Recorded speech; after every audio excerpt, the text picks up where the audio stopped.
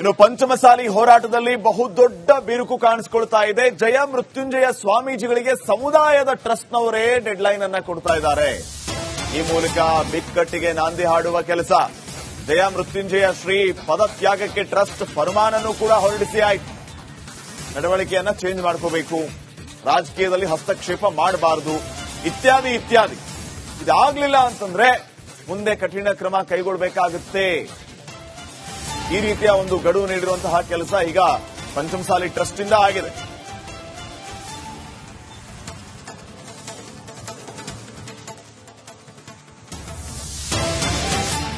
ಹಲವು ಕಂಡೀಷನ್ಸ್ ಗಳನ್ನ ಸ್ವಾಮೀಜಿಗಳಿಗೆ ಮುಂದೆ ಇಟ್ಟಿರುವುದು. ಜಯ ಮೃತ್ಯುಂಜಯ ಶ್ರೀ ರಾಜಕೀಯ ಹಸ್ತಕ್ಷೇಪ ಮಾಡಕೂಡದು. ಯತ್ನಾಳ್ ಪರವಾಗಿ ಮುಂದುವರೆದ್ರೆ ಅನಿವಾರ್ಯವಾಗಿ ಕಠಿಣ ಕ್ರಮ ಕೈಗೊಳ್ಳಬೇಕಾಗುತ್ತೆ. ಶ್ರೀಗಳು ಯತ್ನಾಳ್ ಪರವಾಗಿ ಇನ್ನು ಮುಂದೆ ಮಾತಾಡಬಾರದು, ಯಾವುದೇ ಕಾರಣಕ್ಕೂ ಮಾತಾಡಬಾರದು.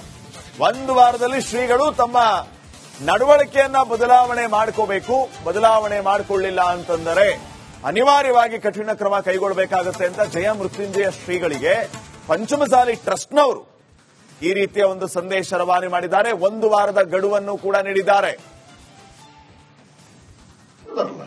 ಬೆಳಗಾಂದಲ್ಲಿ ಒಂದು ಸಭೆ ಆಗುತ್ತೆ. ಸಭೆ ಆದ ಮೇಲೆ ಅವರು ತಿಳುವಳಿಕೆ ಬಂದ ಮೇಲೆ ಅವರು ಅದನ್ನ ತಿರಸ್ಕಾರ ಮಾಡಿದ್ರು. ಅವರು ಅದಾರಲ್ಲ, ಇವತ್ತು ಮತ್ತೆ ಹೇಳ್ತಾರ 2D ಕೊಟ್ಬಿಡ್ರಿ, 2C ಕೊಟ್ಟು. ಮತ್ತೆ ಇವ್ರ ಸ್ಟ್ಯಾಂಡ್ ಏನ್ರಿ? ಇವರು 2A ಅಂತೇಳಿ 3-4 ವರ್ಷಗಳ ಕಾಲ ಹೋರಾಟ ಮಾಡಿದ್ದು ಇದೇ ಬೆಳಗಾವಿ ಅಧಿವೇಶನ ನಡೆದಂತ ಸಂದರ್ಭದಲ್ಲಿ ತಮಗ್ ಗೊತ್ತಿದೆ ಏನಾಯ್ತು. ಉದ್ದೇಶಪೂರ್ವಕವಾಗಿ ಗಲಾಟೆ ಮಾಡಿಸಿ ನಮ್ಮ ಸಮುದಾಯದವ್ರನ್ನ ಓಡಿಸ್ಲಿಲ್ಲ. ಯಾರು ಓಡಿಸಿದ್ರು? ಇವರೇ. ನನ್ನ ಕಡೆ ವಿಡಿಯೋಗಳಿದಾವು. ಅದು ಗಲಾಟೆ ಮಾಡಬೇಕು. ಸ್ವಾಮೀಜಿಗಳಿಗೆ ಇನ್ನೊಮ್ಮೆ ನಾವು ಮನವಿ ಮಾಡ್ಕೊಳ್ಳೋದಿಷ್ಟೇ,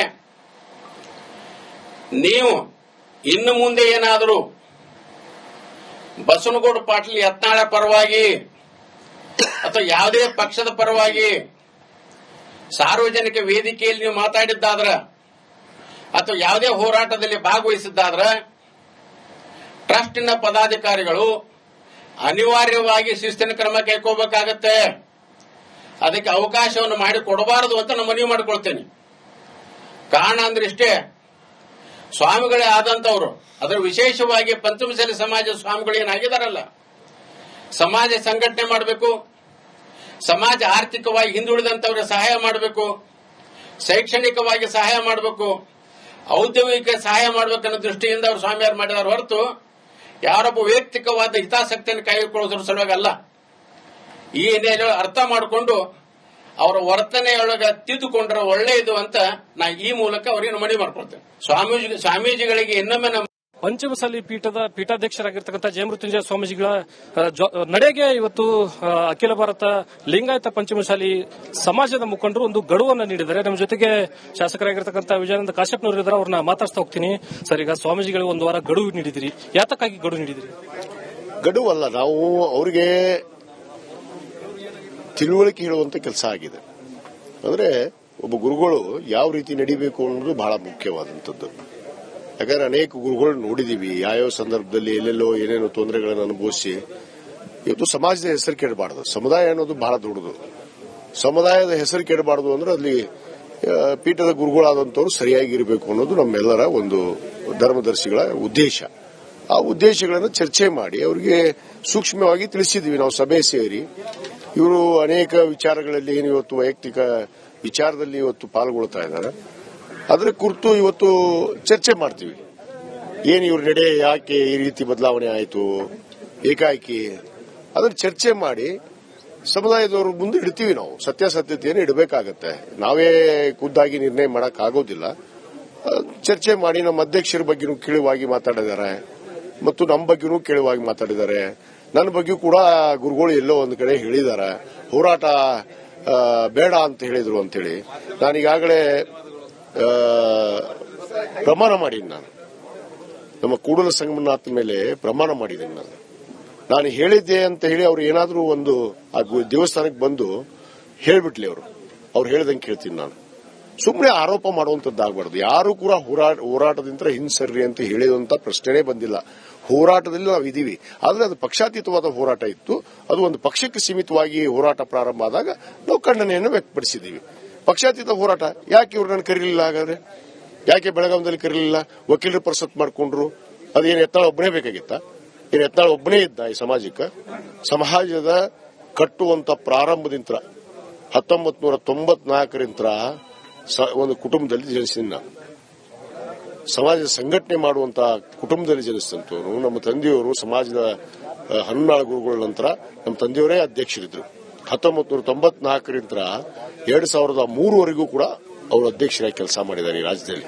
ಪ್ರಮುಖವಾಗಿ ಅವ್ರಿಗೆ ಈ ಹಿಂದಿನಿಂದ ನೋಟಿಸ್ ಕೊಡ್ತಾ ಬಂದಿದೀವಿ ಅಂತ ಹೇಳಿದ್ರಿ. ಯಾವ ವಿಚಾರಕ್ಕಾಗಿ ಸ್ವಾಮೀಜಿಗಳಿಗೆ ನೋಟಿಸ್ಗಳು ಕೊಟ್ಟಿದ್ರಿ? ನೋಡ್ರಿ, ಯಾರೇ ತಮ್ಮ ನಡೆಗಳನ್ನ ತಪ್ಪು ನಡೆದ್ರೆ ಅದು ಸಮಾಜ ಕಳಿಸುವಂತ ಹಕ್ಕಿದೆ.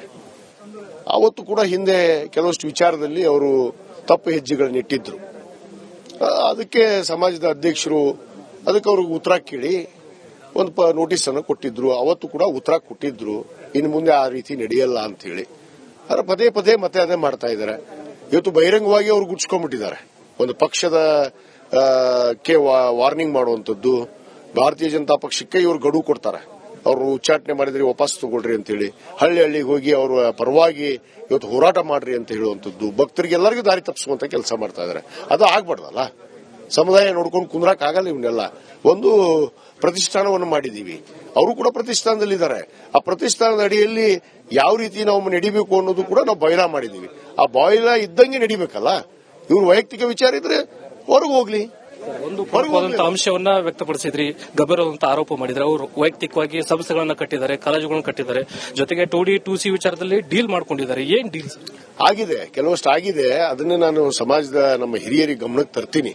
ಅವರು ಎಲ್ಲೆಲ್ಲಿ ಸಂಸ್ಥೆ ಕಟ್ಟಿದ್ದಾರೆ, ಯಾವ ರೀತಿ ನಡೆಸಿದ್ದಾರೆ, ಯಾರ ಹೆಸರಲ್ಲಿ ನಡೆಸಿದ್ದಾರೆ, ಇವ್ರ ಮನೆಗಳು ಎಲ್ಲೆಲ್ಲಿ ಮಾಡಿದ್ದಾರೆ, ಅವು ಗೊತ್ತದಾವ್. ಎಲ್ಲವನ್ನ ಪೂರಾ ಬಿಚ್ಚಿಡ್ತೀವಿ. ಅದು ಸಂದರ್ಭ ಬರುತ್ತೆ, ನಾನು ಬಿಚ್ಚಿಡ್ತೀನಿ. ಇವರು ಕೊನೆಯದಾಗಿ ಸ್ವಾಮೀಜಿಗಳಿಗೆ ಯಾವ ರೀತಿ ಗಡುವು ಸರ್? ನೋಡಿ, ನಾಯಿ ನರಿ ಕುನ್ನಿಗಳಿಂದ ಮಾತಾಡಿಸುವಂತದ್ದು ಬಿಡಬೇಕು. ಗುರುಗಳಾದಂತವರು ಬಹಳ ಗೌರವದಿಂದ ನಿಮ್ಮನ್ನು 2008ರಿಂದ ಇಲ್ಲಿವರೆಗೂ ಪೀಠದ ಒಬ್ಬ ಗುರುಗಳು ನಾನು ಮಾಡಿದೀವಿ.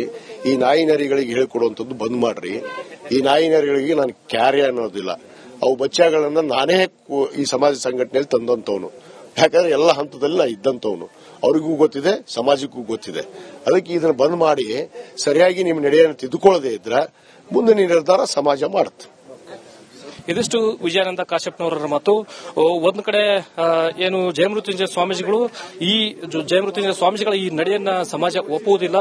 ಒಂದ್ ವೇಳೆ ಅವರು ಇದೇ ನಡೆಯನ್ನ ಮುಂದುವರಿಸಿದ್ದೆ ಆದಲ್ಲಿ ಸಮಾಜ ಸೂಕ್ತವಾದಂತಹ ನಿರ್ಧಾರವನ್ನು ತೆಗೆದುಕೊಳ್ಳುತ್ತೆ, ಸೂಕ್ತವಾದಂತಹ ಕ್ರಮವನ್ನು ತೆಗೆದುಕೊಳ್ಳುತ್ತೆ ಅಂತಕ್ಕಂಥ ಎಚ್ಚರಿಕೆಯ ಮಾತುಗಳನ್ನ ವಿಜಯಾನಂದ ಕಾಶ್ಯಪ್ನವರು ಹೇಳ್ತಾ ಇದ್ದಾರೆ. ಕ್ಯಾಮರಾ ಪರ್ಸನ್ ವಿನಾಯಕ್ ಪೂಜಾರಿ ಜೊತೆ ಪ್ರಕಾಶ್ ರಿಪಬ್ಲಿಕ್ ಕನ್ನಡ, ಹುಬ್ಬಳ್ಳಿ. ಇನ್ನು ಪಂಚಮಸಾಲಿ ಹೋರಾಟದಲ್ಲಿ ಬಹುದೊಡ್ಡ ಬಿರುಕು ಕಾಣಿಸಿಕೊಳ್ತಾ ಇದೆ. ಜಯ ಮೃತ್ಯುಂಜಯ ಸ್ವಾಮೀಜಿಗಳಿಗೆ ಸಮುದಾಯದ ಟ್ರಸ್ಟ್ನವರೇ ಡೆಡ್ಲೈನ್ ಅನ್ನ ಕೊಡ್ತಾ ಇದ್ದಾರೆ. ಈ ಮೂಲಕ ಬಿಕ್ಕಟ್ಟಿಗೆ ನಾಂದಿ ಹಾಡುವ ಕೆಲಸ.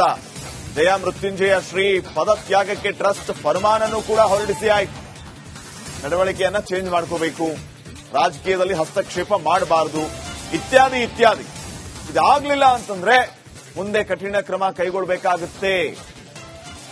ಈ ರೀತಿಯ ಒಂದು ಗಡುವು ನೀಡಿರುವ